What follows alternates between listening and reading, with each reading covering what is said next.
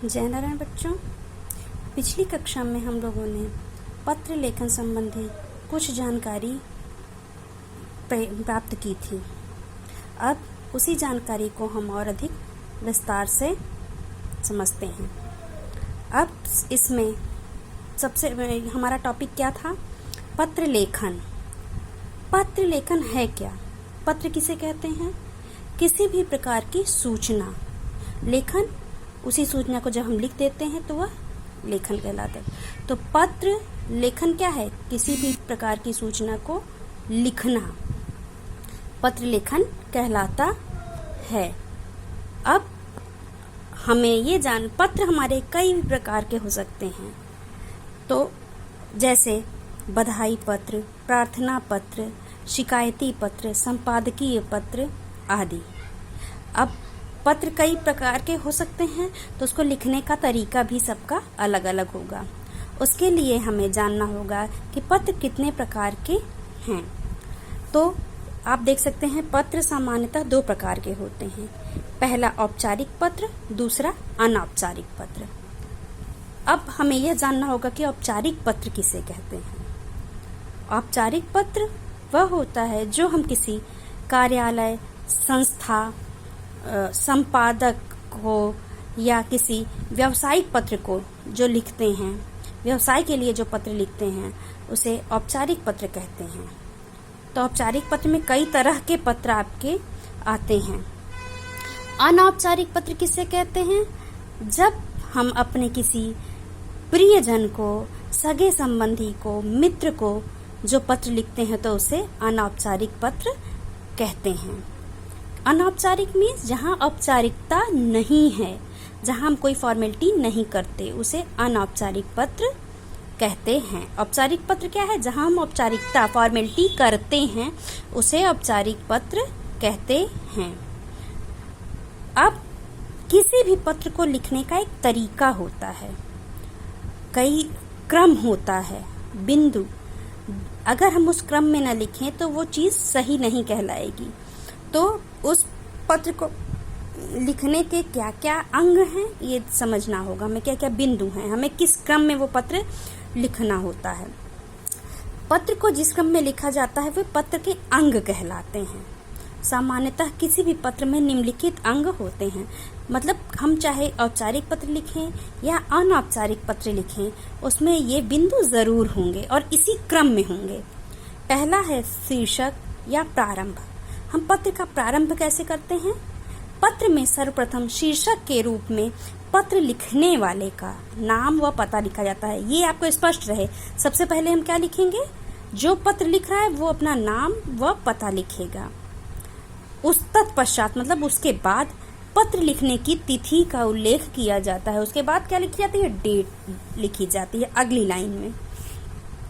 परीक्षा में पूछे गए औपचारिक या अनौपचारिक पत्र में स्थान का उल्लेख न होने पर परीक्षा भवन लिख दिया जाता है।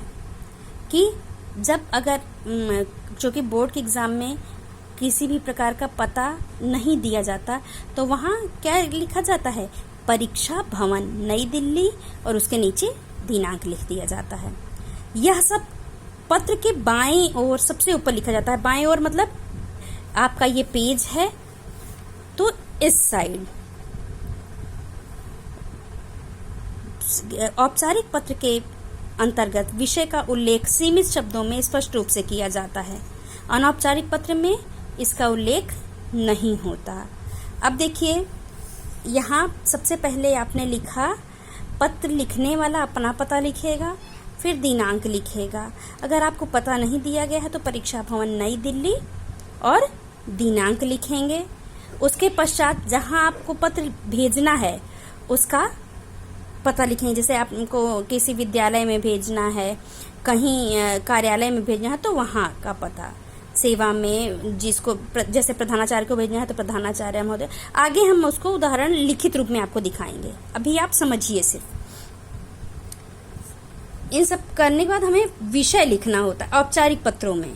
अब कि हम किस लिए आपको ये पत्र लिख रहे हैं ये हमें बताना होगा ना। अगर हम किसी दूसरे को भेज रहे हैं तो वो विषय कहलाता है। तो विषय में हम किसी भी जिसके लिए पत्र लिख रहे हैं उस विषय को बहुत सीमित कर देते हैं।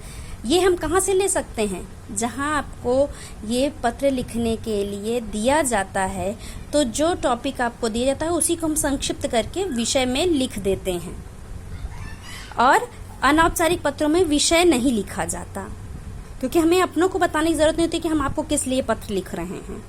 फिर आता है संबोधन। संबोधन का उल्लेख किया जा कि हम जिसको पत्र लिख रहे हैं उसको संबोधित क्या करेंगे।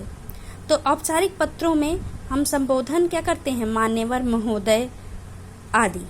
और अनौपचारिक पत्र में हम अपने लोगों को लिखते हैं तो प्रिय, पूजनीय, स्नेहमयी आदि संबोधन शब्दों का प्रयोग करते हैं। अभिवादन अथवा शिष्टाचार संबंधी शब्दों का उल्लेख। अब ये जो बिंदु है यह अनौपचारिक पत्रों में प्रयोग किया जाता है। अपने लोगों को जब हम लिखते हैं तो अभिवादन करते हैं। औपचारिक पत्रों में हम किसी प्रकार का अभिवादन नहीं करते हैं। अभिवादन क्या है कि जब हम अपने प्रियजनों को पत्र लिखते हैं तो संबोधित करने के बाद उनको यथा योग्य शिष्टाचार भी दिखाते हैं कि जैसे हमने अपने पिताजी को पत्र लिखा तो हम क्या लिखेंगे? सादर चरण स्पर्श। किसी बड़े को पत्र लिखा तो प्रणाम, नमस्कार। छोटों को लिखा तो आशीर्वाद, शुभाशीष आदि शिष्टाचार संबंधी शब्द का प्रयोग करते हैं। औपचारिक पत्रों में हमें यह अभिवादन लिखने की आवश्यकता नहीं होती। अगला बिंदु है हमारा विषय वस्तु यानी कंटेंट।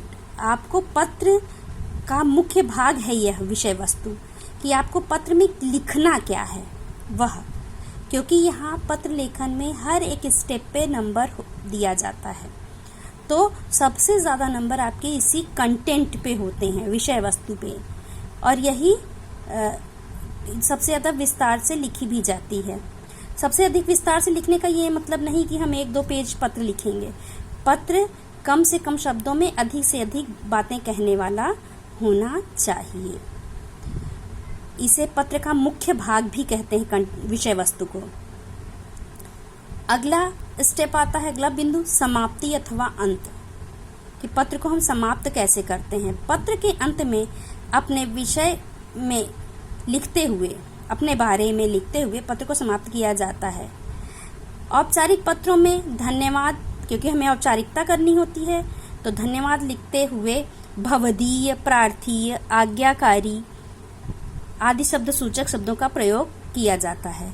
अनौपचारिक पत्र में क्योंकि हम अपने प्रियजनों को लिखते हैं तो वहाँ प्यारा, स्नेहाकांक्षी, हितैषी, शुभाकांक्षी, आपका प्रिय पुत्र आदि शब्दों का प्रयोग करते हैं। अब नीचे देखिए, यहाँ कुछ पत्र लेखन से संबंधित कुछ आवश्यक बातें हैं, ध्यान देने योग्य बातें, कि ये सब चीज़ें हमारे दिमाग में स्पष्ट होनी चाहिए कि पत्र लेखन करते समय हमें क्या करना है। पत्र लिखते समय लिखने वाले तथा पत्र प्राप्त करने वाले का नाम व पता दिनांक के साथ लिखा जाना चाहिए, जैसा मैंने आपको पहले ही बताया है और उदाहरण के साथ आगे भी स्पष्ट करूंगी। पत्र का विषय स्पष्ट होना चाहिए कि आपको पत्र किस लिए लिखा जा रहा है, यह एकदम स्पष्ट होना चाहिए। अनावश्यक बातों को पत्र में नहीं लिखना चाहिए।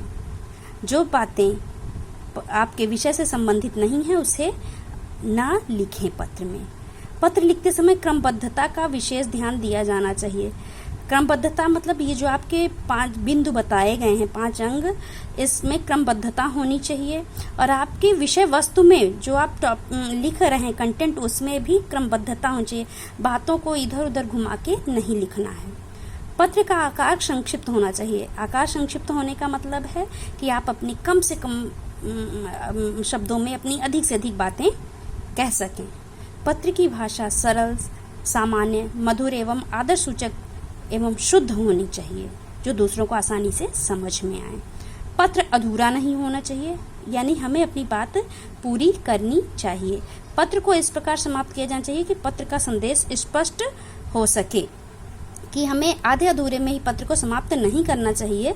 पत्र हमेशा पूरा करना चाहिए ताकि सामने वाले को आपकी बातें आसानी से समझ में आए कि आपने किस लिए पत्र लिखा है।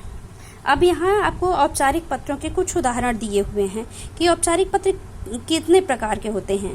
पहला आवेदन पत्र, प्रार्थना पत्र, जब हम कोई फॉर्म भरते हैं उसे आवेदन पत्र कहते हैं, एप्लीकेशन। प्रार्थना पत्र जब ये भी एप्लीकेशन ही होता है। कार्यालयी पत्र जब हम किसी कार्यालय में पत्र भेजते हैं। संपादकीय पत्र जब किसी संपादक को पत्र भेजा जाता है। शिकायती पत्र जब हम किसी स्थान कहीं रहते हैं और उस स्थान पे कोई समस्या होती है तो संबंधित अधिकारी को जब हम पत्र लिखते हैं तो शिकायती पत्र कहलाता है। 5वां है व्यावसायिक पत्र। व्यवसाय से संबंधी पत्र व्यावसायिक पत्र कहलाता है। अब यहाँ देखिए कुछ हेडिंग्स लिखी हैं कि औपचारिक पत्र में पत्र के प्रकार जो हैं उनमें क्या क्या संबोधन होता है, कैसा अभिवादन होता है, कैसा अभिनिवेदन होता है। अभिनिवेदन मीन्स अंत। अब पत्र के औपचारिक पत्र में अभिवादन नहीं होता, ये आपको पता है। संबोधन किस प्रकार का होगा ये देखिए। आवेदन पत्र, प्रार्थना पत्र में पत्र पाने वाले को हम संबोधित पत्र पाने वाला कौन होता है? या तो संबंधित अधिकारी होता है या प्रधानाचार्य होता है। उनको हम संबोधित कैसे करते हैं? अगर लेडीज़ हैं तो महोदया, जेंट्स हैं तो महोदय या मान्यवर। अभिवादन होता नहीं। अभिनिवेदन मतलब अंत कैसा होता है? भवदीय, आपका, कृपाकांक्षी आदि शब्दों से। कार्यालयी पत्र में संबंधित अधिकारी को पत्र प्राप्त होता है, उन्हें हम संबोधित करते हैं मान्यवर या महोदय से। स्त्री हैं तो महोदया से। और अंत कैसा होगा? भवदीय। स्त्री हैं तो भवदीया या विनीत करके आप अंत करते हैं। संपादकीय पत्र में पत्र किसको प्राप्त होता है? संपादक को। और संबोधन कैसे करते हैं? महोदय या महोदया से। और अंत कैसे करते हैं? भवदीय या भवदीया, प्रार्थी या प्रार्थिनी। अगला है शिकायती पत्र। किसको प्राप्त होता है? संबंधित अधिकारी को। जिस विभाग में हमें शिकायत है उससे संबंधित अधिकारी को प्राप्त होगा। उसको हम संबोधित करेंगे महोदय या महोदया डालकर हेडिंग। और अंत में क्या लिखेंगे?